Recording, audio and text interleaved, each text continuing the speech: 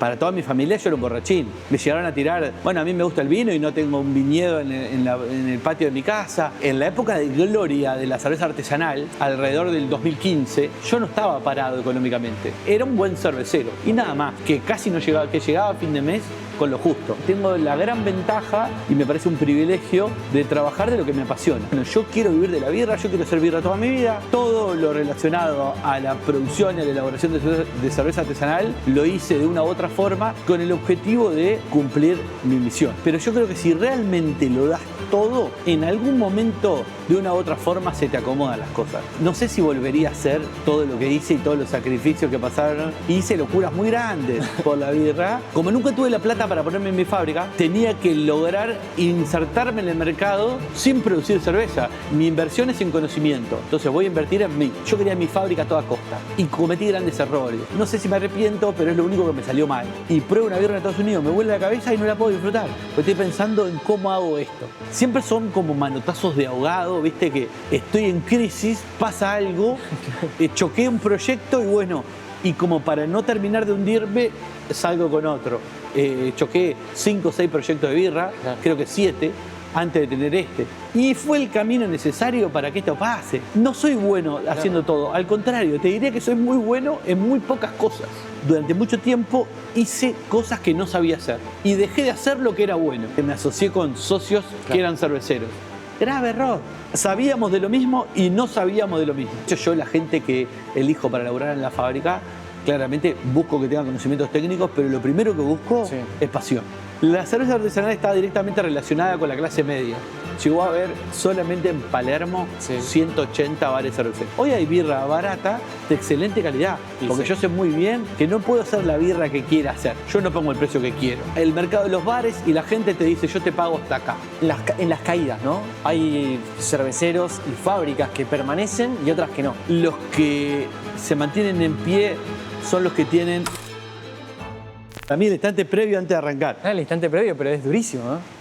Pero dicen que si te genera nervios es porque te importa lo que vas a hacer. Y porque va a salir bien. Y porque va a salir bien. Bueno, Hernán, ¿está grabando? Hernán, gracias por abrirnos la puerta de tu fábrica, de tu casa, de tu hogar. Bueno, bienvenidos a la casa de Sir Hopper. Gracias por la invitación a su podcast. Me gusta haberlos recibido acá. Gracias a vos por abrirnos las puertas y permitirnos también que tuviste que acomodar la agenda. No es fácil, entiendo que no es fácil. Dejar la fábrica también la dejaste impecable para que vengamos a grabar. Me encanta, me encanta. Un laburazo. Un placer recibirlos y tener esta charla, así que buenísimo. Bueno, excelente. Vamos a hacer una pequeña intro a aquella cámara, que es mi cámara principal. Bueno, bienvenidos a Localmente Podcast. Este es el episodio número 8. Ni yo lo puedo creer que es el 8. Un montón. Es un montón. Episodio número 8. Es un podcast de formato nómade en el cual nos trasladamos con mis equipos, con mi equipo, a la locación de cada invitado. Siempre elegimos un espacio que lo represente, que lo identifique. Hoy estamos en la fábrica de Hernán Castellani, del Sir Hopper. Y la idea es adentrarnos en su mente creativa jugando de local. Por eso se llama Localmente Podcast. Hernán, excelente. Bienvenido. Empecemos. Bueno, vamos a arrancar. Este podcast tiene un pequeño desafío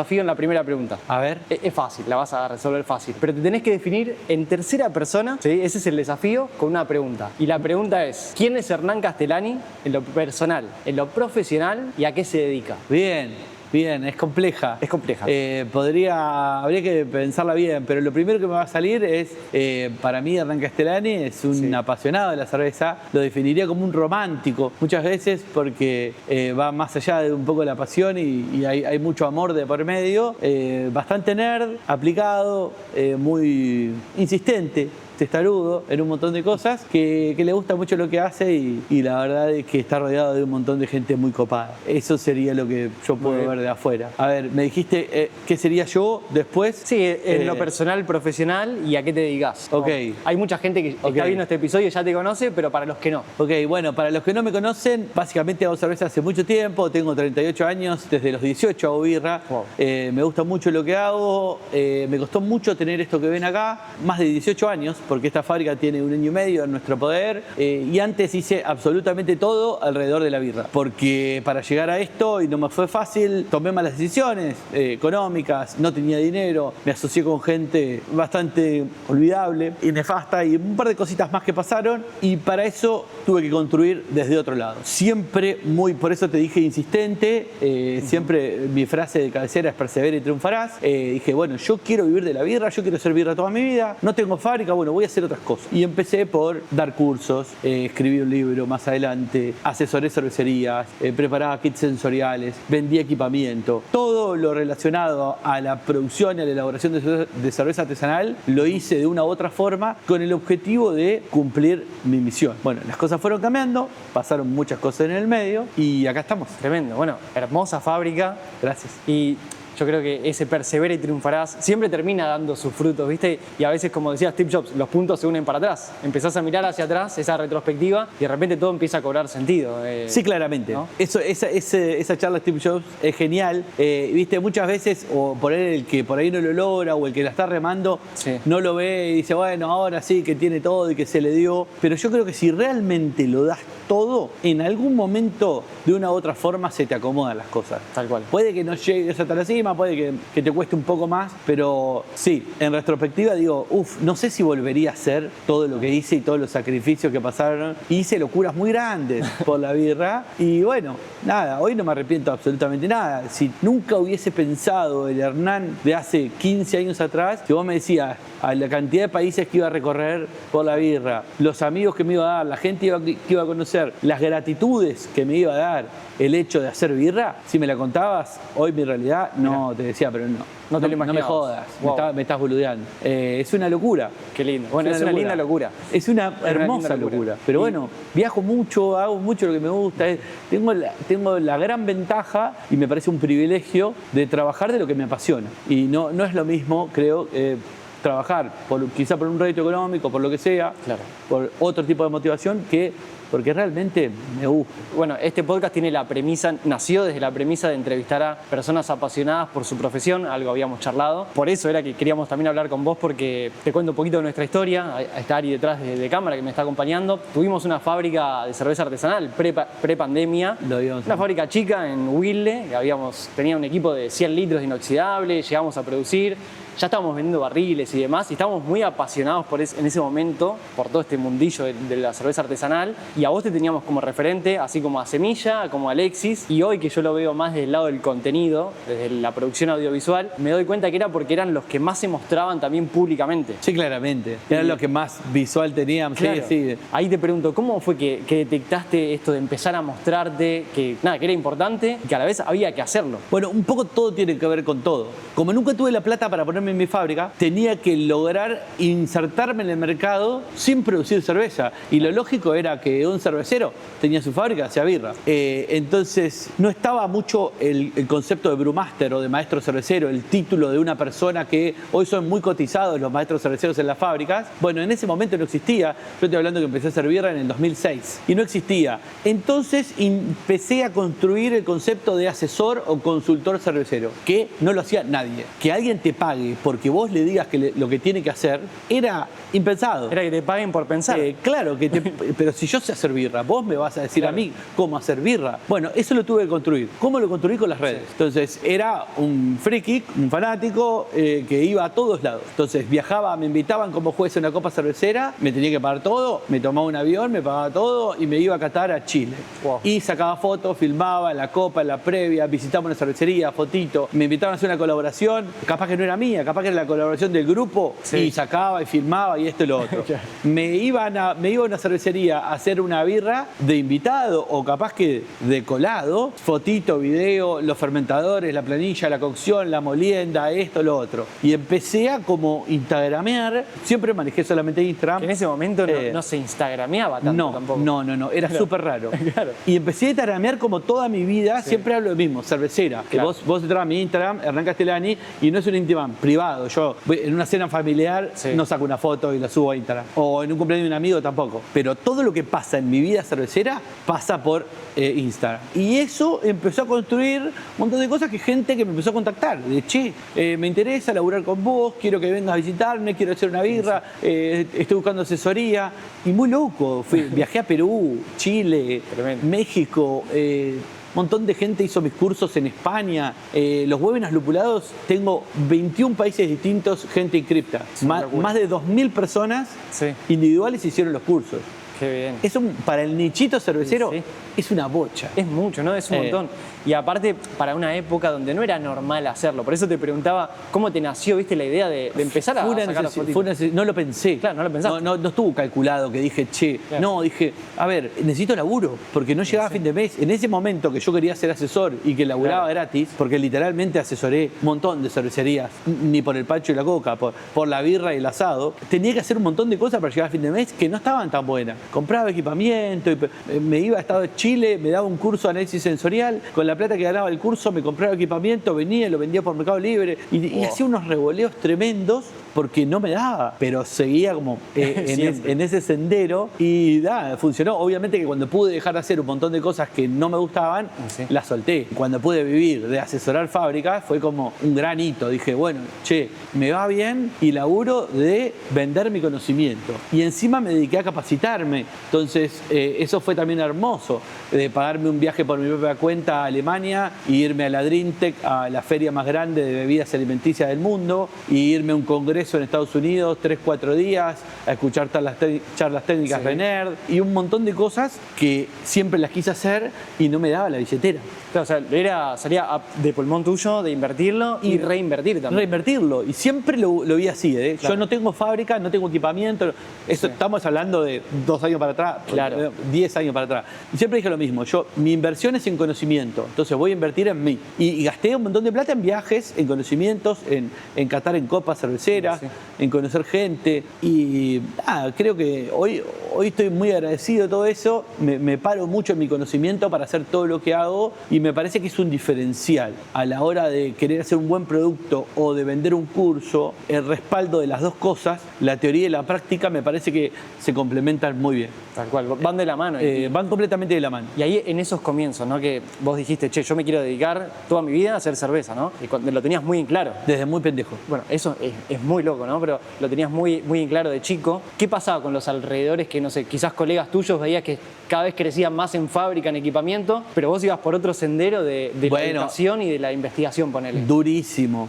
Primero con mi familia. Claro. Para toda mi familia yo era un borrachín. Yo me vine a Buenos Aires a los 17 años, porque no había cumplido 18, a estudiar ingeniería química en la UTN. Y mi vieja era como, vos estás para estudiar. Me dejaron, che, vos no te pagamos para que vos a birra. Me llegaron a tirar, bueno, a mí me gusta el vino y no tengo un viñedo en el patio de mi casa. Bueno, un montón de cosas que no entendían. Ese fue el primer desafío. Wow. Y el segundo desafío, lo que vos acabas de decir. En la época de gloria de la cerveza artesanal, alrededor del 2015, yo no estaba parado económicamente. Era un buen cervecero y nada más, que casi no llegaba, que llegaba a fin de mes con lo justo. Asesoraba fábricas en donde todos los meses había un fermentador nuevo, un equipo de frío, $5.000, $10.000. Uy, el piso no anda, lo hacemos nuevo. La cámara de frío ahí no me gusta, la bajamos, la ponemos ya. Era un nivel de crecimiento estúpido, porque fue una época de bonanza hermosa. Sí, fue el boom. Fue un mega boom divino. Yo lo capitalicé desde el conocimiento, pero no desde la parte económica. Claro. Y más de una vez me replanteé, como, che, yo le cobro 2 mangos a este loco para asesorar, ¿entendés?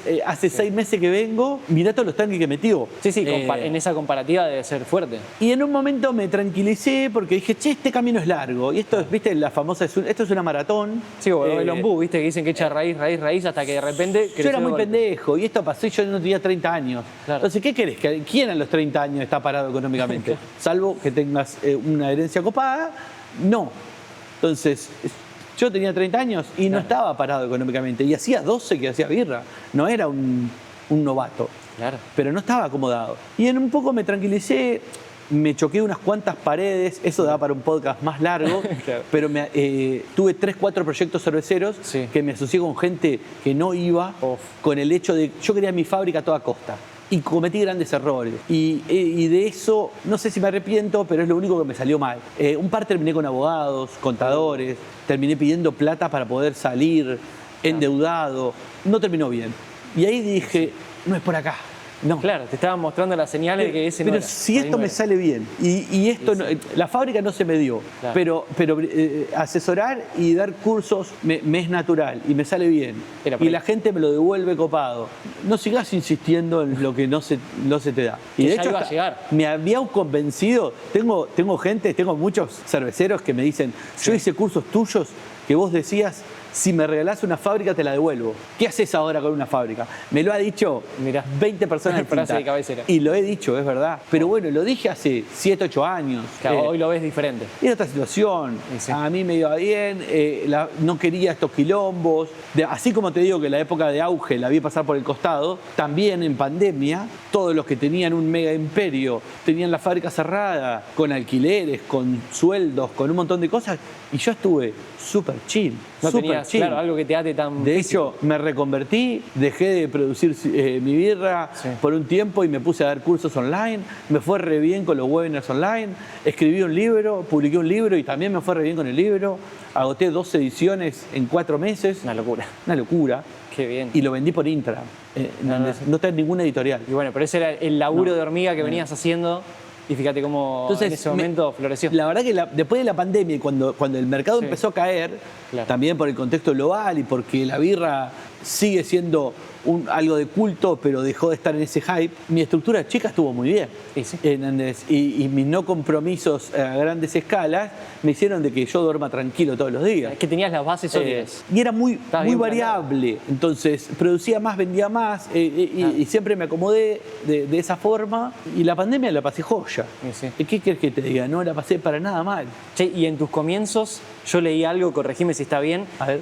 Vos producías tipo de forma nómade, ¿no? Como en distintas fábricas ibas produciendo tu propia cerveza. Claro, eso lo hice como por 10 años. 10 años, Eso se llama wow. cervecero gypsy o cervecero gitano. Ok. ¿Cuál es el concepto? Hay una diferencia entre fasonear Sí. y hacer gypsy. Cuando vos haces fasón, vos comprás el producto terminado. Entonces vos tenés tu marca, Pepito Birra, Sí. y comprás la birra en barril, en lata, y la comercializás. Si querés podés laburar en la receta, quiero esto, quiero lo otro, pero vos no te encargás de nada. Cuando vos sos gitano, gypsy, alquilás las instalaciones y la producís vos. Entonces yo me metía en la fábrica y hacía absolutamente todo.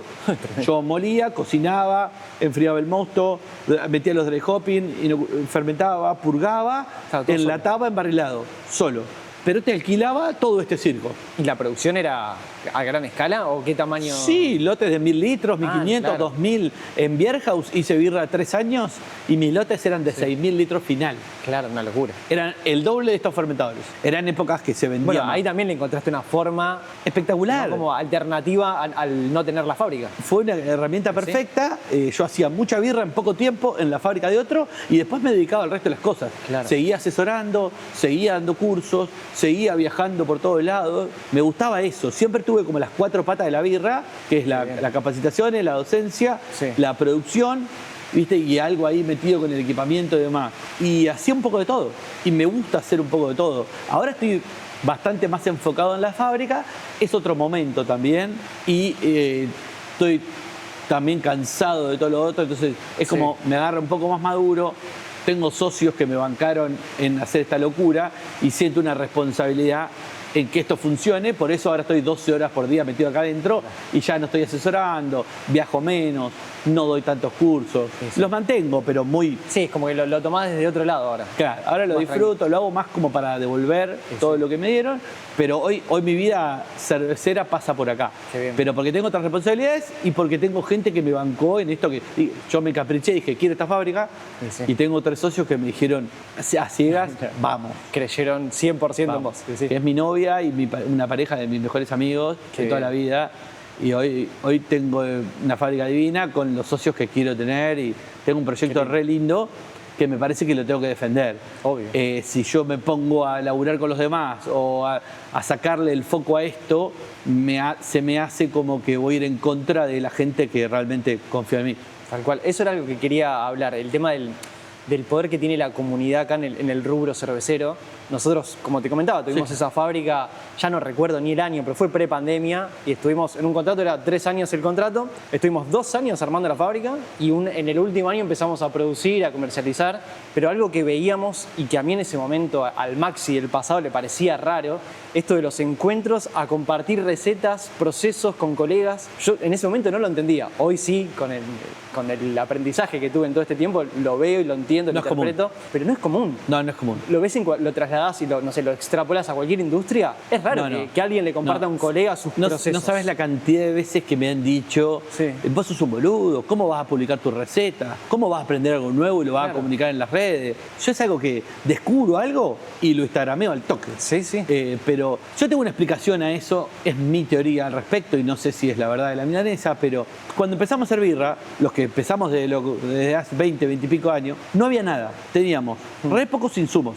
No había, cuando yo empecé a hacer birra no había lúpulo importado. Solamente usábamos Cascade del Bolsón. Todas las birras tenían Cascade del Bolsón. No había maltas importadas.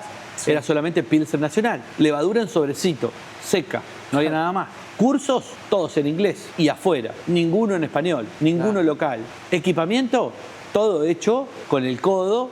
Un soldador de la vuelta que soldaba más canaletas y bachas de inoxidable que equipo de cerveza y te decía, sí, yo te hago una olla. Y la olla no sabe lo que era. Entonces, teníamos todas las contras. La única forma que tuvimos de poder crecer y evolucionar como cerveceros, como profesionales y darle algo mejor al consumidor, era ir juntos. Claro, la unión. No había otra. Y la razón por la que yo doy cursos es esa. Porque a mí mucha gente me enseñó de onda. Por nada. Che, venía a mi casa. Claro. Yo lo hago así. Pum, pum. ¿Y por qué esto, lo otro? Y preguntaba, ¿viste? Desde boludeces muy grandes. Entonces, me enseñaron completamente de manera desinteresada. Y si después, yo no creo que no creo que sea un ser superior frente a la gente que recién arranca. Yo creo que sí tengo mucha experiencia. Hace 20 años que hago birra de lunes a viernes. Claro, no, experiencia ¿Entendés? de sobra. Entonces tengo mucha experiencia. Y mucho estudio. Y si yo me guardo esa experiencia para mí y no la comparto, Sí. como que corto la cadena. Hay algo que se rompe. Entonces, esa es la razón por la cual me gusta dar cursos. Porque me parece que lo único que tengo para darle a los que recién arrancan es que ya me choqué con 1000 paredes. Sí, sí, es Nada como que más. le acortás el camino de todo lo que te Le tropezaste cortás el vos. camino. Si a mí me costó Claro. 50 cocciones hacer una buena IPA, Sí. y con lo que yo te cuento, no la vas a sacar en 2, pero capaz que la sacás en 10, en 15 cocciones, Ya golazo. se me toma. Achicaste un cuarto la curva Sí, de sí. aprendizaje. Sí, sí. Eh, Pero es muy loco que, bueno, la asociación, ¿no?, de Somos Cerveceros justamente tiene como esta premisa de che, la comunidad, las participaciones, capacitaciones, la compra de insumos. Y a mí en ese momento me parecía una locura. No se lo entiende. terminaba de entender. No hay otro rubro que lo haga. No hay otro rubro, ¿no? No. A mí eso es espectacular. Claro. La gente que conocía en la birra es algo que Es único. es única. Y Sí, gente, mucha camaradería. Gente de muy buena cepa. Obviamente, cuando empezó a crecer y Sí. cuando empezó a haber plata y cuando a varios le fue bien, aparecieron varios de esos que se pueden llamar oportunistas que tenían otros ideales. Pero ya se fueron todos. Claro. Entonces, así como vinieron, hicieron plata un tiempo y ya después no daba más plata y se fueron. Hoy los que hacemos birra y los que hacíamos birra antes somos lo que realmente nos gusta. No es un negocio tan rentable, es como cualquier otro. Requiere un montón de conocimiento, requiere mucho laburo, es un laburo físico Sí. pesado, vos lo supiste. Y ya levantar un barril de estos, ¿no? Es un laburo físico pesado. Todo el tiempo tenés que estar. Todo el tiempo. Hombrear bolsas de malta, los barriles llenos de 50 pesan 62 kilos. Claro. Te tiene que gustar, no hay otra. Totalmente. No, sí. de hecho, yo la gente que elijo para laburar en la fábrica, claramente busco que tengan conocimientos técnicos, pero lo primero que busco Sí. es pasión. Es que es el motor de lo que Si vaya no, a hacer. ya no te la aguantás, Es verdad. no lo sostenés. Che, y hablando un poco, ¿no?, en las épocas. Pre-pandemia fue el boom de crecimiento de la cerveza Sí, un artesanal, poco ¿no? antes de pandemia, sí. Tipo 2015, 2016, 2015, ¿dijiste? 2017 yo te podría decir que ahí fue el Como- hype. O sea, ibas a Capital y había una cervecería que abría nueva por cuadra Delirio. cada semana. ¿Qué crees que pasó en ese momento que fue tanto el boom? Bueno, nuevamente es muy personal lo que te voy a decir, pero yo creo que se dieron una serie de factores que hicieron. No pasó en el resto de América Latina. Claro, por eso. ¿Entendés? No pasó en Chile, no pasó en Brasil, no pasó en Uruguay, en Perú, en Colombia. Los conozco a todos. Mirá. He viajado por birra a todo. Fue muy puntual Eh, en Argentina. En Argentina explotó. Mi opinión es la siguiente. La cerveza artesanal está directamente relacionada con la clase media. ¿Por qué? Porque no es tan barata, no es tan accesible, es cultural y yo creo que la clase alta ni la mira ni la consume. Entonces, y Argentina siempre tuvo una gran clase media. Sí. Entonces tenía un potencial muy grande para poder crecer. Sumado a que de afuera no había nada, entonces, ¿yo por qué empecé a hacer birra? porque viajé afuera, me voló la cabeza, Claro. viví 4 meses en Alemania, me voló la cabeza las birras que estaba tomando. Volví acá y dije, esto es agua, y no tenía otra cosa más que agua para comprar, y no me quedó otra que ponerme a hacer. Esa fue mi conclusión. Wow. ¿Entendés? Pero me puse a hacer birra porque no me gustaba, había probado otra birra y lo que estaba en el supermercado no me gustaba. O sea, fue quizás una cadena que empezó la gente a probar algo mejor y después Entonces, no podían bajar. Claro, esa consecuencia de estar súper cerrado, que había mucha clase media que buscaba un producto y encima los que nos pusimos a hacer las cosas, había un producto de calidad. Antares es una gran insignia de una fábrica. Ejemplo, en un momento llegó a tener no sé cuánta, no quiero mentir, pero seguro más de 50, 60 bares por todo el país, con una birra de la puta madre, relacionado con buena gastronomía, porque encima ibas y comías bien, era un restaurante cervecero, Claro. y eso empezó a evangelizar. Sí, era la experiencia completa, ¿no? La salida era ir a Había un buen poder adquisitivo, se dieron un montón de cosas que explotó. ¿Y por qué no explotó en otros lados? Y una mezcla de... Primero, Sí. la birra artesanal es mucho más cara, ¿entendés? Ahora no estamos empatando, pero yo te puedo decir que 3, 4 años atrás, para atrás, una pinta de cerveza artesanal en un bar en Argentina valía 1,50, Sí. esto, $2 la copa, y en el resto de Sudamérica valía 6. Es terrible, era 4-1. Sí, sí, mucha la diferencia. Entonces, claro, si vos tenés un producto de calidad y encima lo tenés accesible, la mayoría de la gente va a decir, ¿por qué no lo voy a consumir? Sí, sí, Ahora, cerraba. si vos me decís que esto, en Estados Unidos, esto vale $9 y ahora en el resto de Sudamérica está valiendo 6, 7 y nosotros estamos llegando a ese número, ya no es lo mismo. No, obvio. Ya lamentablemente hay mucha gente que lo revalora, que lo retomaría, pero le queda como un poquito por fuera de su... Claro, como el alcance del poder adquisitivo. del poder adquisitivo. Y que yo creo que eso es lo que está pasando hoy, por eso es la baja de consumo. La birra artesanal se volvió cara últimamente, siempre fue cara en todo el mundo, pero en Argentina no lo fue. Claro. Y ahora hay mucha gente que te dice, che, boludo, 10 lucas una lata, no te la pago. Hay otras, muchas que sí, por suerte. Sí, Son sí. la gente que compra birra. pero hay mucha gente que dice que no. Y me parece totalmente valedero. Sí, sí. Yo capaz que en birra me gasto un montón de plata cuando voy afuera y después en un queso compro el más barato que tiene gusto a plástico. No sé, cada uno pone la vara Sí, sí, a en donde sus propias prioridades. en sus propias prioridades. Claro. O en pilcha me compro la porquería que anda dando vuelta y tengo Entonces, cada uno va poniendo la vara donde puede y de acuerdo a lo que le interesa. Tal cual. Pero bueno, podríamos decir que esa época fue como un cúmulo de que se juntaron distintas situaciones y por eso fue que explotó acá en Argentina. Yo creo que va por ahí, sí. Vamos por ese lado. Había mucha oferta, había consumo, había un buen producto, había una experiencia. Creo que lo primero que empezó a hacer, vuelvo con Antares, pero porque fue el que revolucionó todo y después lo siguieron un montón de proyectos más, era una experiencia ir a tomar birra. Íbamos a un bar cervecero, yo en esa época, tenía entre 25 y 30, yo iba a un bar cervecero capaz que de jueves a sábado, mínimo. Claro. Te podía clavar un martes, te podía clavar un domingo. Y era Sí. la experiencia de la salida también. Era la joda. Claro. Y era la joda. Y había una festita acá, y la inauguración de una birra allá, y esto acá. Y te juntabas con amigos, y un cumpleaños, se hacían un tequi. Era como que todo pasaba alrededor Tal cual. de un barcito cervecero. Y era la novedad también. Y era de novedad, como todo. Yo creo que de alguna u otra forma se va a reversionar. Después cómo y cuándo no lo sé. No me parece que haya sido una moda que va a morir de ninguna manera. Creo que para mí, mi libro se llama La IPA no es una moda, ¿entendés? Ahora vamos a hablar del libro. Claro, me quedé porque dije el título mal. La IPA no pasa de moda. Me quedé trabado con eso. Yo creo que realmente se va a algo parecido. Me gusta compararlo, Sí. y no sé si está bien o mal, con el pádel. Ok. Viste que el pádel tuvo un gran hype en los 90, 2000, Altísimo, sí. altísimo, explotó, estaba re de moda. Después cayó fuerte y hoy está de vuelta, está en la cresta de la ola. Creo que hay muchas cosas que son cíclicas y de hecho me baso en Estados Unidos, que arrancó mucho antes que nosotros, y Estados Unidos ya va por la tercera caída, donde viene un pico, explota todo, abren cervecerías, abren bares, se venden más litros de cerveza, se consume más lúpulo, hasta que se satura el mercado. ¿Qué pasa? Empieza a caer. Baja la calidad, bajan los precios, cierran cervecerías, se funden un montón, baja, se ameseta y vuelve a subir. Y siempre sube un poquito más de del punto anterior. Mirá. Y después cae, y se ameseta y vuelve a subir. No tenía ese dato. Mirá Sí, claro, Estados Unidos está en la tercera caída grande. Wow. Y nosotros es la primera. Me parece una corrección del mercado, típica. Sí, es un ajuste, obvio. Es un ajuste. Sí. Y vamos a volver. Quizás no va a ser lo que fue hace 10 años. Quizás no va a haber. Llegó a haber solamente en Palermo 180 bares cerveceros. No es una locura. En Palermo. Es inviable. Solo Palermo, aparte. No, es inviable. Che, Hernán, en esto de que hay mesetas, puntos que van creciendo, picos, ¿no? de crecimiento de la industria, otras partes que bajan, en las caídas, ¿no? Hay cerveceros y fábricas que permanecen y otras que no. ¿Qué crees que es lo que hace que las fábricas, y las que están también hace mucho, que sigan permaneciendo? Sí, ¿no? Claramente es recontra triste, porque en estas caídas hay mucha gente que pierde mucha plata y se queda afuera. Claro. Y gente que es el proyecto de su vida.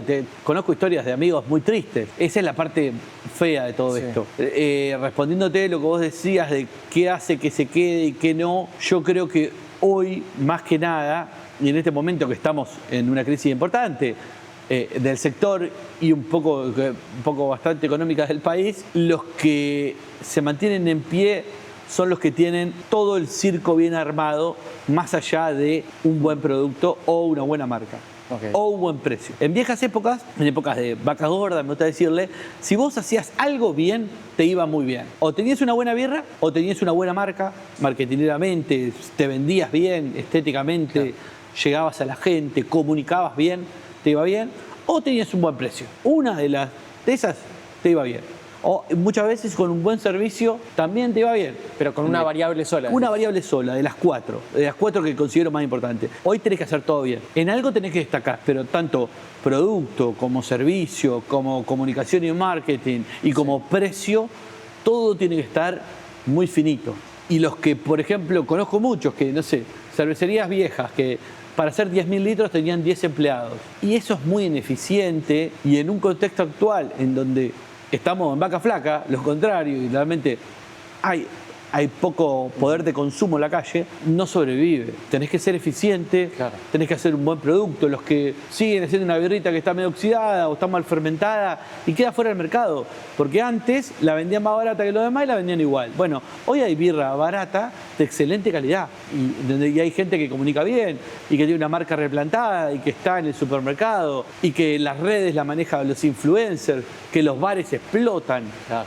Entonces, tenés que tener un combo de todo bien desarrollado para poder ser más o menos sustentable en el tiempo. Las 4 variables bien Y eso sólidas. no todos. Hay muchos que lo construyen con el tiempo, que se pararon en una buena birra y después supieron ser buenos en marketing, buenos en venta, buenos en ser eficientes y tener un buen precio.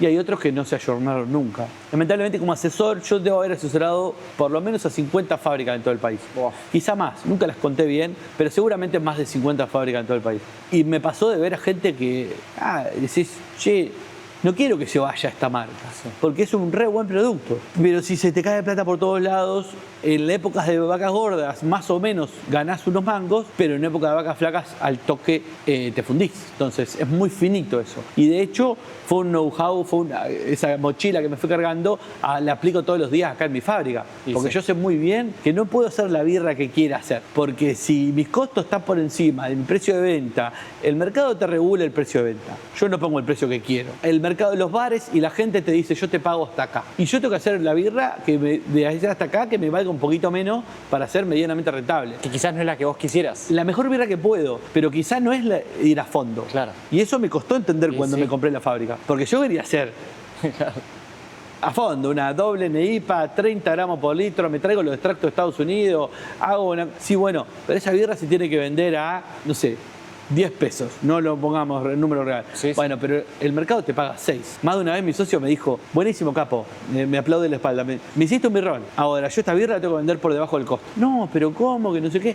Y me dice, si yo la pongo al precio que me da el costeo más un margen normal, se me pudre en la cámara de frío. Claro, porque no la podés vender a... Y me pasó un par de veces ya, unas cuantas. Es que debe ser una cacheteada de realidad y durísima. tenés que vender 3.000 litros perdiendo plata. Porque aparte si venís de, quizás en tus comienzos, ¿no? Que hacías producciones mucho más chicas y de repente en grandes lotes los números son diferentes, sí o sí tiene que cerrar el margen. Completamente diferente. Claro. Y después, otra de las cosas que empecé a jugar teniendo fábrica propia es que si yo no paso de un cierto volumen, no hay rentabilidad que valga. Si yo tengo un precio muy alto de mercado, capaz que vendo, pero vendo 2.000, 3.000, 4.000 litros por mes. Y esta fábrica con menos de 10, 12.000, no pagás el circo, digo, los básicos. Claro. Entonces yo tengo que tener un precio para poder pasar ese volumen que me paga toda la infraestructura. Son muchas variables las que van haciendo el negocio muy complejo.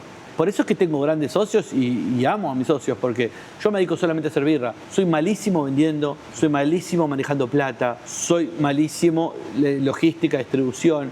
Digámoslo, todo lo que no sea producir birra, soy un desastre. Y me pasó en viejas épocas de que lo que ganaba por un lado lo perdía todo por atrás. Claro, sin darte cuenta, capaz. No me da cuenta, me robaban barriles, me agarró la devaluación y tenía un montón de plata en la calle y yo cobraba a los tumbos. Uno de los meses, no me acuerdo del año, pero me acuerdo que mi mayor venta del año fue previo al IPA Day y hubo una devaluación esa de 25 a 40 pesos en agosto, post IPA Day. Terminé comprando menos insumos, digamos menos dólares de los que había comprado antes de hacer toda la venta y yo había ganado un 40%, claro, en pesos, que después se me licuó automáticamente, por no saber manejarlo. Lo manejabas todo vos solo. Me ha pasado de que reparto 30 barriles y me faltan 10, desaparecieron, pero yo no llevaba un control de nada. Claro, qué difícil, de verdad. Porque yo me dediqué a hacer una buena birra y el resto no importa. Y hoy no entiendo muy bien que el resto importa mucho, es lo que te decía hoy antes. Sí, es el sostén de todo. Hoy tenés que manejar, hoy mi socio Juanpi maneja muy bien la parte de venta, Juli maneja muy bien la parte de comunicación, Sol maneja muy bien la administración, ¿entendés? Si te endeudás, no te endeudás, sacamos un préstamo, importamos materia prima del exterior. Wow. Hay un montón de jugadas que tenemos que ir a hacer que yo no las sé hacer. A mí me gusta probar la birra del tanque y ver qué le cambio, tocar una levadura. Y está bueno que cada uno se centra en lo que le gusta y capaz que le sale naturalmente hacer, ¿o no? Sí, claro. De hecho, mis birras, desde que tengo la fábrica, no sabes cómo evolucionaron. Hoy tengo un mejor producto, mucho mejor producto que hace 2 años atrás, pero porque solamente me dedico a mejorarlas. Y tenés un equipo que te acompaña. Es mi única tarea. Y tengo socios que hacen todo el resto y además tengo un equipo de producción que labura conmigo. Qué importante porque se puede extrapolar a cualquier rubro también, ¿no? Ahora que estamos hablando del rubro cervecero, sí, claro, pero pasa en cualquier rubro, ¿no? Como que si uno se aboca a la tarea que sabe hacer y la hace bien, pero necesitas un acompañamiento para que los otros pilares también estén firmes. Es muy difícil, me costó muchos años de mi vida encontrar los socios correctos y este equilibrio que te digo. Porque me pasó muchas veces que me encontré haciendo lo que no sabía hacer. Una vez di una charla de emprendedores, yo soy de Bolívar, centro de la provincia de Buenos Aires, y di una charla en la Cámara Comercial de Bolívar para emprendedores. Le decía, el mejor consejo que le puedo dar es buscar un socio que te complemente, primero porque me asocié con socios que eran cerveceros. Grave error. Sabíamos de lo mismo y no sabíamos de lo mismo. Grave error. No es por ahí. Y la otra cosa que me pasó es que para mí lo primero es un socio que te complemente. Y la otra cosa que para mí era muy importante es, durante mucho tiempo hice cosas que no sabía hacer. Y dejé de hacer lo que era bueno. Entonces, por ejemplo, me dediqué a vender birra y a manejar guita, a comprar materia prima, a pagar los impuestos, a hablar con el contador, y dejé de darle bola a la birra. ¿Qué pasó? Primero, las finanzas las manejo para el orto, las manejo muy mal. Vendiendo, no soy bueno vendiendo, me peleo a la gente. Cuando no me pagan, los quiero mandar a no sé dónde. Me deben un barril. Me devuelven el barril vacío y no me pagaron la birra y me hacen recalentar. Porque dale, ya la vendiste y la cobraste en efectivo. Pagame el barril. Entonces me peleaba con todo el mundo. Y mi calidad de birra bajó. Porque lo puse en piloto automático, porque me la hizo otro. Entonces, descuidaste en lo que eras bueno. Claro, entonces me puse a hacer lo que no sé hacer y dejé de hacer lo que soy bueno. Grave error. Es un gran consejo igual lo que estás diciendo. Me costó tiempo entenderlo también. ¿Entendés? Es decir, no soy bueno haciendo todo. Al contrario, te diría que soy muy bueno en muy pocas cosas. Soy bueno en produciendo birra y no me saques de ahí. Entonces, hoy yo te lo digo contento y orgulloso que a mí la materia prima me llega por arte de magia. Mentira, no es arte de magia. Es mi socio que maneja todo, Sol. Y cuando enlato y embarrilo, no sé a quién le vendemos, no sé qué stock de birra tenemos, no sé cuánto vale nuestra birra, te juro que no lo sé. De vez en cuando, por alguna razón, tengo que saberlo y pido la lista de precios, pero no tengo ni idea, porque mi laburo es la birra que está en los tanques, no la birra que está en la cámara. La birra que está en la cámara es problema de Juanpi. Qué bien haber llegado a ese aprendizaje. Me encanta. Una cagada que fue a través de tropezones, ¿no? Pero bueno, fue la forma en que lo aprendiste. ¿Pero qué otra manera hay de aprender? No, es hacer. Yo me canso, vos hoy hablaste de la charla de Steve Jobs, Sí. pero yo veo mucho charlas de emprendedores, hago cursos, Sí. y todo el mundo te cuenta que fundió 5 o 6 empresas Claro. antes de tener una que le vaya bien, Y y sí. algunos 10. Entonces, bueno, yo choqué 5 o 6 proyectos de birra, Claro. creo que 7, antes de tener este. Y fue el camino necesario para que esto pase. Tenía que pasar, tenía que Es como, suceder. nadie la clava al ángulo de entrada. No, olvídate. No existe. Pero qué bueno el valor tuyo como asesor de acortarle el camino a otros con todos estos aprendizajes. Fue una gran herramienta que encontré en un momento como que no tenía fábrica, y la verdad que me gusta mucho. Tengo que aclarar que mi vieja es docente. Entonces mi vieja siempre me inculcó la parte de, che, estudiar, che, esto es importante. Le gusta mucho el explicar. Era nada que ver, lengua y literatura, nada que ver. Otra materia. Pero la parte de docencia, mi vieja me hacía leer libros, no te pegues al celular, haz algo productivo, me mandó inglés, un montón de cosas que de chiquito me hincharon mucho la pelota. Sí, hoy las supervalorás. Y hoy, gracias, hablo inglés todos los días de mi vida. Claro. Porque estudio en inglés, Sí. porque tengo proveedores en Estados Unidos, porque hablo con gente, con brewers de todo el mundo. Claro. Gracias a Dios que mi vieja, el inglés de mi colegio no sé lo que era. ¿Era complicado? Era súper olvidable. Era súper olvidable. Entonces fui a inglés particular de los 5 años hasta los 16, Sí. 2 o 3 veces a la semana.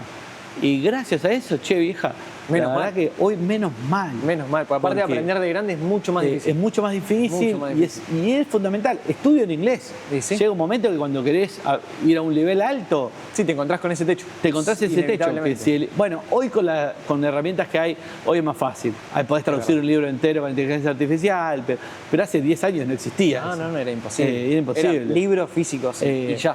Creo que también un poco la clave del éxito del libro es que no había bibliografía en español original. Claro. Todo lo que había eran libros yanquis traducidos. Y ahí hablando del libro, publicaste un libro. La IPA Sí. no pasa de moda, Sí. se llama, ¿no? Del camino, ¿no? De empezar a mostrarte públicamente, a escribir un libro. Yo siento que hay un abismo enorme, ¿no? Una cosa es mostrarte a cámara, empezar a hablar, pero escribir un libro es como palabra mayor. ¿Cómo llegas a escribir Es una un libro? locura. Tenía ese bichito durante mucho tiempo. Sí. Yo quería escribir un libro. Era una asignatura que tenía pendiente y no encontraba el tiempo. Ok. La pandemia me lo dio. Cuando empezó la pandemia, te voy a hacer un resumen porque esto también es una historia larga, pero cuando empezó la pandemia yo estaba estudiando en California Sí. un máster en tecnología cervecera, a lo cual estuve 3 años ahorrando para poder pagármelo. Siempre lo quise hacer. Era fuera de tiempo. Generalmente lo hacen los cerveceros que están en sus comienzos, y yo hacía 15 años que hacía birra. Pero bueno, antes, como te conté, no me lo podía pagar. Y te tenés que ir 6 meses a vivir a Estados Unidos sin trabajar. Entonces laburé, y cuando junté la plata me fui. Me fui en enero del 2020, el curso empezó en febrero, 5ª semana del curso, shutdown, pandemia, No. y me mandaron a acusar por Zoom. Y te quedaste físicamente allá. Y me quedé varado, me cancelaron el pasaje de American Airlines, Claro. y me quedé varado en Davis, en California. No. Las primeras 2 semanas caí en un pozo depresivo fuertísimo. No podía entender lo que me estaba pasando, yo me estaba jugando Lean. Esta fue el Claro, 2020. pusiste todas las fichas ahí. Era toda mi plata.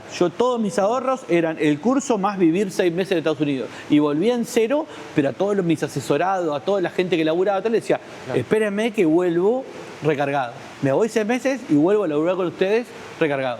Y además necesitado de dinero. Me quedé varado en Estados Unidos. Al principio me ahogué en West Coast IPA. De las 10 de la mañana tuve 2 semanas No.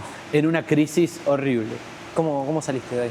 Mi novia es mi gran cable a tierra, es la Sí. persona que le pone un poco de luz a mi oscuridad. Y en un momento me dijo, che, ya está, Claro. estamos acá. El curso lo tengo que hacer igual, pues ya lo pagaste, pero por Zoom. Me dice, si estuviéramos en Buenos Aires también estaríamos encerrados y sería una porquería. Saquémosle provecho a esto. Y fue una charla re profunda, yo llorando en una crisis, Ay, me imagino, pero crisis. deprimido fuerte. Sí. Deprimido como que no quiero remar más esto. Y de estar así muy, muy hundido, cambié el chip. Y pasé 12 horas por día a escribir, agarré la MacBook, dejé de escabiar, dejé de todo y me puse a escribir. Yo tenía el libro en la cabeza y mate y escritura. Llegué a estar escribiendo 12 horas en un No. día. Cebadísimo. Todo eso en paralelo a la cursada. Todo eso en paralelo a la cursada. Claro. Sí, Wow. cebadísimo. La cursada en ese momento no le di mucha bola porque era un punto que no podía resolver. Yo no quería ir a cursar. Yo tenía clases de barricas con Matt de Firestone en la fábrica de Firestone. Y después vos me querés dar una clase de barrica con un PowerPoint y un Zoom. Con la fotito de la fábrica. Y yo me quería morir. Las hice, las cursé, todo. Sí. Pero sí, no era lo mismo ya. no es lo mismo. Microbiología te la banco, pero tenía una clase de técnicas de lupulado con Billy Silurso en Russian River. Para lo que hacemos cerveza a eso fui. Bueno, me cancelaron todo lo presencial. No. Con lo cual el curso lo hice, lo aprobé, tengo el título, Master Brewers en la Universidad de California. No me sirve para nada. Claro. Yo no fui a buscar el título, yo fui a buscar el contenido y fui a buscar la parte práctica. Todo eso me lo cortó el COVID. Y me puse a escribir como loco. Contraté unas asesoras, siempre fiel a mi teoría de que solo no puedo. Bien. Y yo sé escribir lo que quiero escribir, pero no sé escribir un libro. Contraté a tres chicas, 3 minas divinas que las conocía porque había sido coautor de otro libro. Mirá, tipo editoras. Recapas, sí, se dedican a hacer libros. Wow. Es una correctora, una editora, tienen un diseñador de gráfica, Mirá. tienen una imprenta chiquita, una editorial chiquita, todo ellas Qué bien. capas, súper recomendable. Y las contraté con lo último que me quedaba y me mandé a imprimir el libro, fiel a mi estilo de Gypsy, no quería venderle mi libro a una editorial y que después haga lo que quiera. Claro, ok. Entonces me pagué la tirada yo, de hecho no tenía plata para toda la tirada, hice una tirada de 1000 libros y tenía plata para la mitad de la tirada. ¿No llegaste a hacer tipo preventa? Eso hice. Eso. Pagué con mi plata la mitad de la tirada y a los 30 días me entregaban los 1000 libros y tenía que pagar la otra mitad. Uf. Tenía 0. Y agarré, hice una página web, un carrito de compras y la preventa del libro. Muy bien. Tenía que vender 100 libros para pagar la mitad de la impresión. Los vendí en 4 horas. Ah, no. Saltabas en una pata. Fue una locura. No podías creer. En el mes que tardé de preventa, yo lo saqué a la venta el día que me lo mandé a imprimir. Wow. A propósito, para tener un mes para vender 100 libros. Claro. Vendí 580 de la tirada de 1000. Una locura. Y nada, aparte en horas. Por mis redes. Digo, no fue que estaba en Editorial Planeta, en el Ateneo. Claro. No. No. Estaba en el Instagram de Hernán Castellani. De hecho, una boludez, pero vendimos 600 libros en preventa y cuando los teníamos que entregar nos dimos cuenta que no habíamos pedido la dirección y no habíamos cobrado el envío. No. Mi novia y yo, mi novia es lo más. En crisis, estamos juntos hace 15 años, esto es todo. Y agarré y le digo, tenemos que contactar a las 600 personas, una por una, pedirle de dónde son, averiguar el envío, cobrarle el envío aparte y mandarle el libro. No te puedo Y creer. bueno, lo hicimos en diciembre del 2020. ¿Te ayudó ella a hacer Sí, eso? claro. Sí, claro. Y la primera edición de 1000 lo boté en un mes, desde que salió un mes antes de preventa y un mes en la calle. Mandé a hacer 1000 más y lo agoté en 4 meses. Qué bien, bueno. Y fíjate cómo se readaptó, ¿no? La situación, que fuiste a buscar algo y te viniste con algo completamente distinto. Hoy con el día de la luna digo que qué bien. Qué bien, claro, pero... Qué bien. Pero en su momento fue como... Siempre son como manotazos de ahogado, viste que estoy en crisis, pasa algo, choqué un proyecto y bueno, y como para no terminar de hundirme, salgo con otro. Increíble. Y me fue así, por eso te digo, soy una persona porfiada en un montón de aspectos. E insistente. Insistente. Persevera y triunfarás, aplica un montón. Che, y con el titular, ¿no? De la IPA no pasa de moda. Para el mundo que quizás no es tan birrero, ¿no? ¿Por qué la IPA no pasa de moda? ¿Qué es lo que tiene la IPA, tanto el lupulado como símbolo, ¿no? en la cervecería artesanal versus quizás una industrial? Bueno, lo buscamos un montón. Yo no lo puse al título, lo pusieron mis editoras, porque dice que en una charla de 1 hora se los dije 3 veces, explicándole lo que yo hacía. Yo creo que claramente no es una moda. De hecho, la discusión fue si no pasa de moda o no es una moda, pero era más marketinero no pasa de moda. Respondiendo a tu pregunta, hay un montón de conjunciones en una birra, en una IPA, que la hacen que siempre está bien arriba. Porque desde que la descubrieron los americanos en los 90, nunca cayó. Y surgieron un montón de otros estilos. Y volvieron las lagers alemanas, y salieron las barrel aged de barrica, y salieron las sours, las fruit beers con pulpa de fruta, y las IPAs nunca cayeron. Y el resto subieron y bajaron, y subieron y bajaron, y las IPAs sigue siendo la birra más vendida de toda la cervecería. Sigue siendo el estilo que más se vende en volumen de cerveza artesanal en todo el mundo. No es una moda, no es que Bueno, sí. esto cae. No, ya está instalada. Está instalado. ¿Por qué? No sé. Yo amo, no soy objetivo. No puedo decirte por qué una IPA. Es seca, amarga, tiene un montón de sabor, Claro. tiene personalidad, a la vez es fácil de tomar, tiene onda. Pero ponele al que viene más de la cerveza industrial, ¿no? Y prueba una IPA, ¿no? Al principio le choca. ¿Le choca? Al principio le choca. Pero para eso hay el go to IPA, el camino a la IPA, Ok, ¿viste? hay un camino. Entonces, hay un camino. Empezás con una industrial IPA. Sí. Está bien, yo las banco, ¿eh? No es lo que yo defino como una buena IPA de manual, Sí. pero son las que abren el mercado. Entonces, después que te gustan unas industriales IPAs, te vas a probar una artesanal IPA y decís, pará, Claro. pero esto va por otro lado.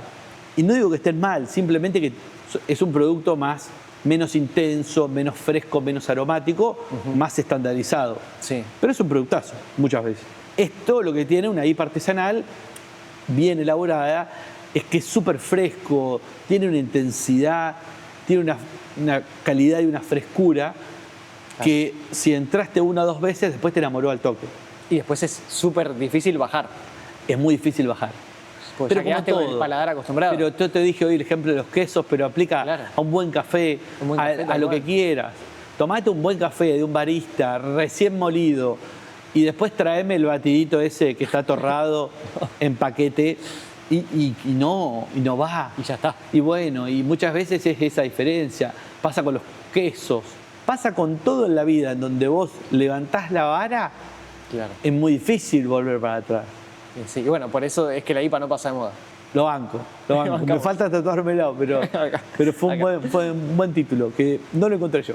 Muy bien. Che, y en este mundo, ¿no? De cervezas, de salidas, de amigos, de tomar a veces una copa, además, ¿hay alguna anécdota así divertida, birrera, que puedas llegar a sumar acá al público? Me voy a tomar un trago. Tengo una muy picante. Un trago, contanos qué estamos tomando, ya que estamos. Estamos tomando una American IPA y una NEIPA. NEIPA. Son las dos birras de línea de Sir Hopper. Como hacemos solamente cervezas lupuladas, entonces nuestro portfolio es costa este, costa oeste, para arriba y para abajo. Entonces tenemos Ok. Session IPA, American IPA, Cold IPA, West Coast IPA, Imperial IPA, todas esas de la costa oeste. Y después tenemos Session NEAPA, NEIPA, doble NEIPA, triple NEIPA. Tenemos Ok. una Hoppy Golden, que es medio turbia, una American Pils, pero todas cervezas con una impronta fuerte en el lúpulo. Muy bueno. Estas son como las dos del medio Sí. y las dos las más vendidas. Ok. Después tengo cervezas de más intensidad, de más alcohol, de más tomabilidad, pero son los dos caballitos de batalla. Muy bien, muy bien. Y quería que una sea American y la otra sea NEIPA, como para que el contraste, no sé si alguien se dio cuenta, pero el contraste de una Hazy y una no. Es verdad, tenemos el contraste de color, ¿no? Sí, que ahora queda poco de esta porque estaba pinchada. De la charla. Sí, Estaba pinchada esa, estaba ¿verdad? pinchada, Mirá, se sí. te chorrea ahí un poquito. Tengo una anécdota muy picante que te la voy a contar filtrada. Ok. Porque es una mega anécdota. Hace mucho tiempo, hace más de 10 años, un domingo yo estaba solo en mi casa y me escribe un amigo, no voy Sí. a dar nombres y la voy a contar filtrada. Ok, sí, porque sí, es una historia. Me escribe un amigo y me dice, che, ¿estás en tu casa? Domingo 2 de la tarde.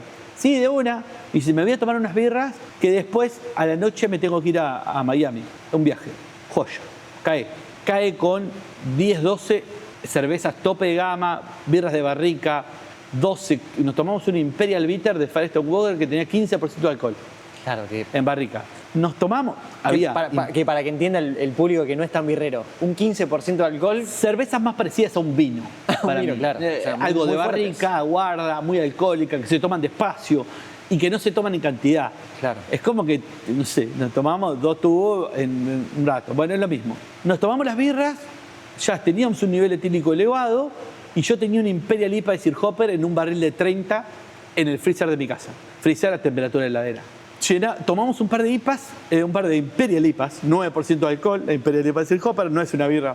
Y me dice, acompáñame a un bar que está mi amigo con el que me voy de viaje y después vos te venís. El bar estaba a 4 cuadras de mi casa. Y estábamos 5 o 6 de la tarde en un estado de algarabía total. Te voy a contar un cuarto de la historia, perdón, pero tiene No, filtrala como vos quieras. tiene detalles que no pueden ser tan públicos, de los cuales tampoco estoy tan orgulloso.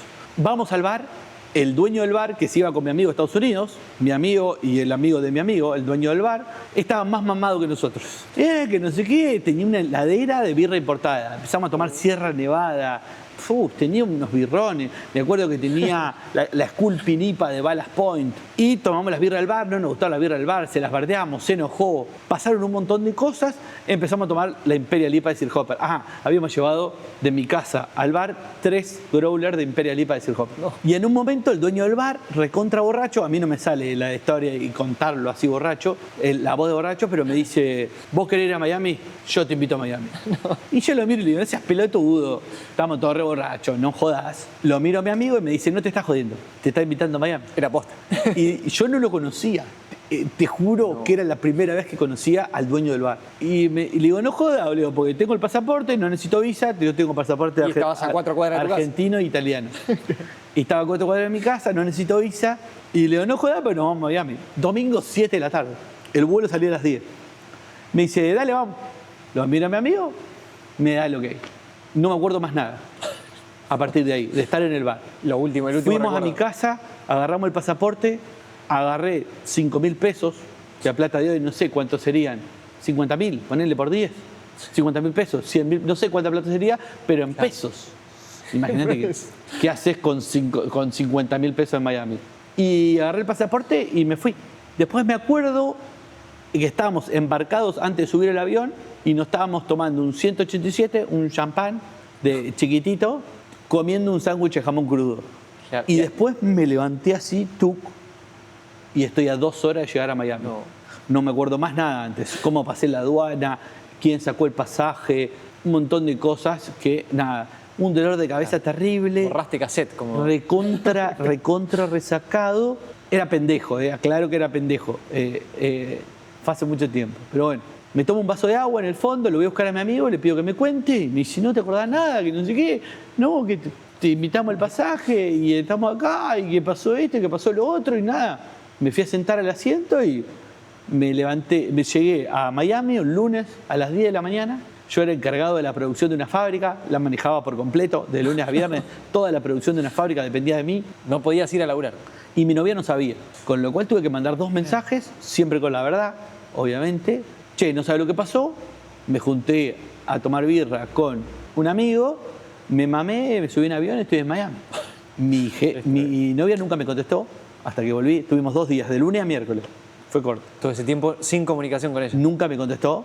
Cuando volvimos tuvimos una larga charla y mi jefe en ese momento, el dueño de la fábrica, no podía creer lo que había pasado y me dice que nada, que yo lo tenía planeado, no me animé a decírselo y me fui igual. Que no podía creer, nadie en su sano juicio se mama y se sube en avión. Y bueno, y pasó y bueno, yo no tenía, me fui como estoy ahora, el celular, el pasaporte, no llevé, no es que no había llevado ropa, no había llevado el cargador del celular, nada, era literalmente estaba con lo puesto. Bueno, fuimos a un supermercado, me compré unas pilchas rápidas, compramos birra, fuimos a recorrer, yo no he ido nunca a Miami. Fue todo... Sí, la experiencia. Me quedé, me pagaron el hotel, me pagaron el autito que andábamos dando vueltas, me pagaron el ticket y lo disfruté bastante y volví a mi casa. ¿Y cuánto costó después remontar esa relación? No, costó un montón. Con mi novia no tanto, porque mi novia fue muy simple, me dijo, che, todo bien, listo, esto nunca más, si no, ni lo tenemos que charlar. Claro. No, listo, le digo, no tengo excusas, no tengo nada que decirte, solamente que no va a poder volver a pasar, ya está. Con mi jefe fue complicado. De hecho, yo volví el jueves a la mañana, le dije, llego a las 4 de la mañana, 6, a las 6 estoy en la fábrica. Digo, tomate el fin de para pensar, nos vemos el lunes. Yo pensé que el lunes me rajaba, pero no fue tan grave. Lo entendió. La verdad que le era muy útil, era un buen empleado, era un buen cervecero. Se recontra calentó, pero no tenía muchas opciones. Me tuvo que aguantar. Gran anécdota. Gran anécdota. Sí, es una gran anécdota. Es la más picante que tenés. Es la más picante que tengo. Hasta ahí me llevó la birra. Sí, no quiero más tampoco, ya es mucho. Ya es un montón. Sí. Aparte fue quizás en una época que uno salía más... Muy consciente. Cualquier persona en su sano juicio no hace esa pelotudez. Claro, ¿no? Y tenía muchas consecuencias. Era un momento que yo no estaba recontra corto de guita, no llegaba a fin de mes, no daba a hacer esa estupidez. Tenía consecuencias muy grandes por un placer muy corto que no lo valía. Pero bueno... indudablemente no la pensé. Además, siempre que me paso de copas me voy a dormir. Yo generalmente no soy una persona efusiva y que termina de joda en un boliche y va a otro lado y se acuesta a las 10 de la mañana. No, yo soy el primero que en un momento se tira bomba de humo y se va a El primero que se va a acostar. El primero que se va a acostar siempre soy yo. Pero en ese momento tuve una fuerza extra y aparecí en Miami. Bueno, esa equilibró todo lo otro. Tenía que pasar. Todo lo otro que no había. ¿Será que tenía que pasar? Claro. Bueno, Hernán, ya estamos llegando casi al cierre de la entrevista. Hablamos un montón. Algo que siempre busco como en estos podcasts es que se sienta más una charla que una entrevista.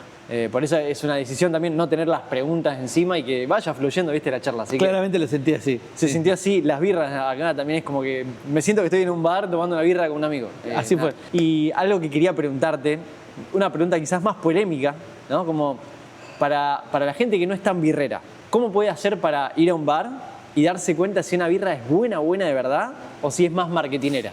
A ver. Como los puntos a tener en cuenta. Sí, es una pregunta difícil. Yo creo que tenés que empezar por el me gusta y no me gusta. Okay. Yo creo mucho en el consumidor o la consumidora, independientemente de todo lo que sepa. Una buena birra de calidad te tiene que gustar. Entonces, claro, ese es el primer filtro. el primer filtro. Puede ser que no te guste el estilo. Puede ser que yo te dé una IPA de manual, tipo 9 de 10, medalla de oro, y a vos no te gustan las birras secas, amargas y alcohólicas, y la rechaces. Claro. Sí, pero bueno, trata de buscar lo que te gusta de tu paladar. Entonces, si te gustan las birras tranquilas, no tomes una Barley Wine, tómate una Golden, tómate una Scottish, una Pilsen. Ahora, hablando de que si entraste bien con el estilo, primero, si te gusta o no te gusta es fundamental. Pero te lo puedo decir, y lo tengo comprobadísimo. En un bar de 10 canillas, las 3 que más se venden son las 3 mejores birras para mí. Y lo he comprobado en más de un bar. ¿Cómo puede ser? Las que técnicamente para mí están mejor, de las 3 del bar, son las 3 que más se venden. Claro, sin decirle nada a la gente. Yo creo que la gente no es boluda en el sentido de que no tenés que... Yo capaz que te describo una birra, la huelo, la pruebo y te digo, sí, cítricos, a lima, con una resina de pino y tiene un amargor pronunciado que se va al final. Te la chamullo un poco más. Ahora, el me gusta o no me gusta funciona muy bien en todo nivel. Me parece que el primer parámetro es lo que a vos te gusta. Y después un poco es la reputación de la cervecería, quién la hizo, qué gente va a tomarla. Hay lugares donde se sabe que vos vas a buscar buena birra. Hay bares que se saben que eligen lo mejor de lo mejor, que son conocidos.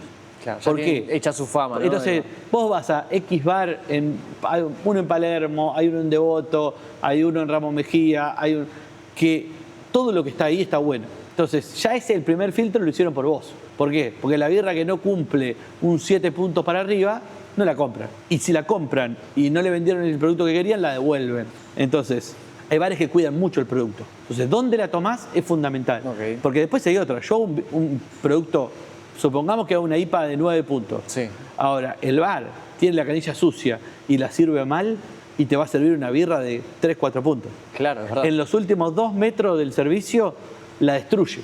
Y los defectos de una línea sucia son horribles. Trapo sucio, manteca, un montón de descriptores, Claro. huevo podrido. Como las notas que uno puede percibir, ¿no? Que todo eso podés escribir de una birra que está buena, que la sirvieron en una línea sucia. La misma cocinar en una olla que está pegada de la comida anterior, la mesa sin limpiar, un montón de cosas que son contaminaciones que arrastra el producto siguiente. Claro. Un bar que haga las cosas bien, una cervecería que haga las cosas bien, es garantía del éxito. Muy bueno. Y si no conoces nada de nada, metete de a poco, anda lo seguro. Hay ciertas marcas conocidas. Vuelvo a repetir, hay industriales que están en el supermercado que están muy prolijas y después empezá tu paladar siempre es de menos a más. Claro. Vos, si nunca tomaste una IPA, ir a California y tomarte una West Coast IPA de manual no es el primer paso. El primer paso es tomarte una IPA industrial, después tomate una IPA careta de alguna birra artesanal, de alguna artesanal careta. Hay muchas IPAs que yo llamo batalleras que están técnicamente perfectas. Pero son más suaves. Son de menor intensidad. Claro. Eso es lo que yo... Entonces, bueno. tomate una IPA industrial, tomate una IPA careta y después te empezás a meter. Y están las cervecerías. Che, ¿qué cervecerías hacen buena IPA en Argentina? Yo creo que si le preguntás a ChatGPT te lo debe decir seguro. Seguro. Y empezás a filtrar y tu paladar. ¿Qué te gusta? ¿Te gustan más hazy? ¿Te gustan más amargas, alcohólicas o livianitas? ¿Te gusta más que tengan sabor a lúpulo o amargor? ¿El sabor qué sabor? Porque hay cítricas, hay florales, hay resinosas, hay frutadas. A mí las frutadas, las neipas que están de moda, a mí me empalagan. Sin embargo, hoy yo vendo 3-1 una neipa a una American. Mirá. Pero si yo tengo que tomar, tomo esto. Es una American IPA.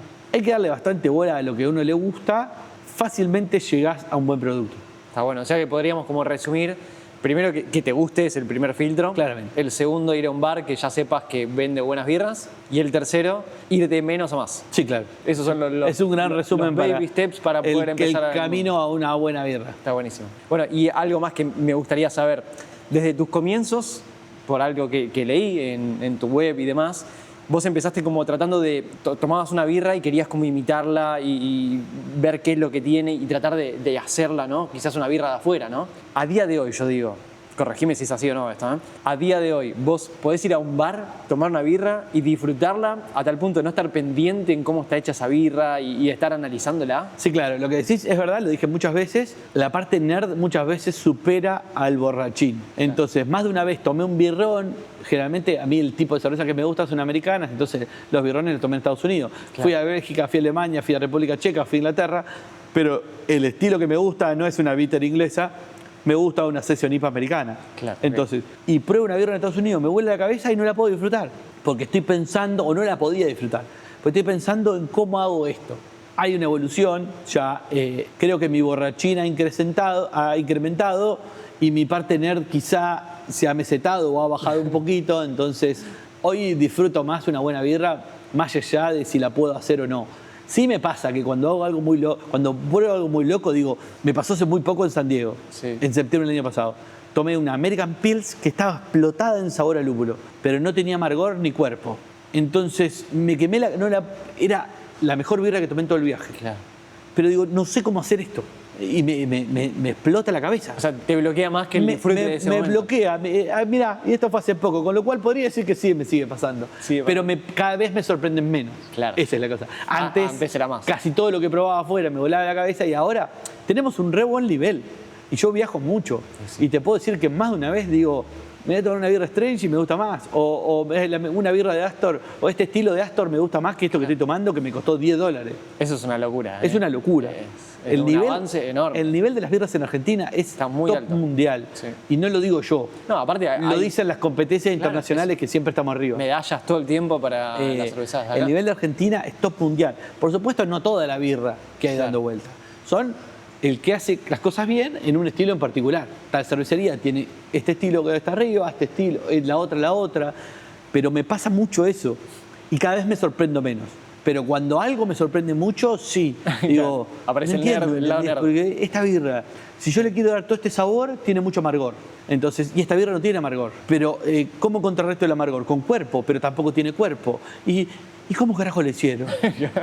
Bueno, eso me pasa. Bueno, y ya para ir cerrando, ¿hay alguna pregunta que no te haya hecho que te hubiese gustado que te haga? Ay, esa es una pregunta que siempre me complica. No, yo creo que tocamos un montón de cosas. Claramente podemos seguir hablando. 10 horas más. Sí, infinito. Hay que ir a recargar birra nada más, pero esta charla puede continuar hasta más allá. Pero creo que fue una charla muy amena, me sentí muy cómodo, espero que les guste a los oyentes y gracias por haberse venido hasta acá, porque es todo un gran esfuerzo. Tengo un mini podcast, no tan profesional como el de ustedes. Podés decir Pero la información, así te... Birra Blog es muy chiquito y lo hacemos grabando muy humilde entre nosotros, ahora lo tenemos abandonado, pero digo, requiere un montón de laburo de ustedes, preproducción, ahora tenés que ir a editar todo esto y publicar, con lo cual lo súper destaco, por eso, gracias por la invitación y los motivo a que sigan haciendo esto, porque la verdad está buenísimo. Gracias, Hernán, por la apreciación y gracias por abrirnos la puerta de la fábrica, por acompañarnos a tomar una cerveza mientras charlamos un ratito. Y te invito a cerrar con un brindis. De una. ¿Cerramos? Bueno, gracias. Salud. Salud. Salud. Excelente, Hernán.